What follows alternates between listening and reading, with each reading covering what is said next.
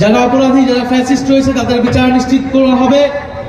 যারা অপরাধের সাথে যুক্ত ছিল না, গণহত্যার সাথে যুক্ত ছিল না, এমন কারো প্রতি কোনো ধরনের অবিচার করা হবে না।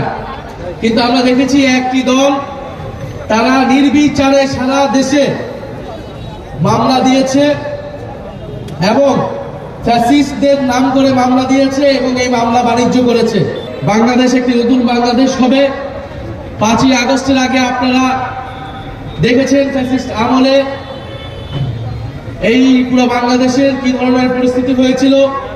আমরা চাই না বাংলাদেশটা আগের মতো হোক। আপনারা আগে যেই দলই মতই করে থাকেন না কেন, আপনারা শাপলাকলী নেতৃত্বে, এনসিপি নেতৃত্বে নতুন করে সংগঠিত হন, শাপলাকলীকে জয়যুক্ত করুন।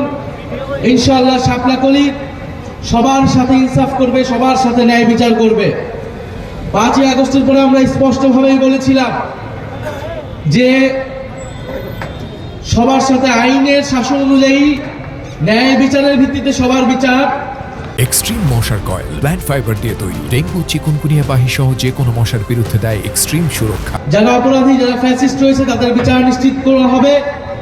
যারা অপরাধের সাথে যুক্ত ছিল না, গণহত্যার সাথে যুক্ত ছিল না, এমন কারো প্রতি কোনো ধরনের অবিচার করা হবে না।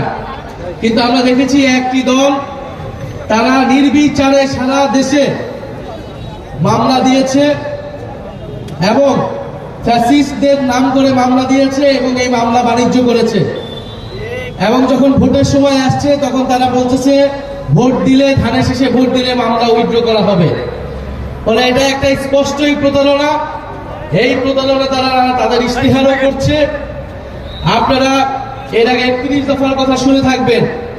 তারা রাষ্ট্র সংস্কারের প্রতিশ্রুতি দিয়েছিল যখন ফ্যাসিস্টবাদী আমল ছিল, কিন্তু 5ই আগস্টের পরে তারা নিজেদের 31 দফার সাথেও বিক্রি করেছে, প্রতারণা করেছে।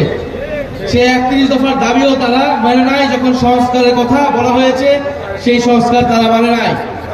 এখন তারা আপনাদেরকে মিথ্যা মিথ্যা অনেক প্রতিশ্রুতি দিচ্ছে। আপনারা কারো এই মিথ্যা প্রতিশ্রুতিতে আপনারা বিমুক্ত হবেন না, বিভ্রান্ত হবেন না।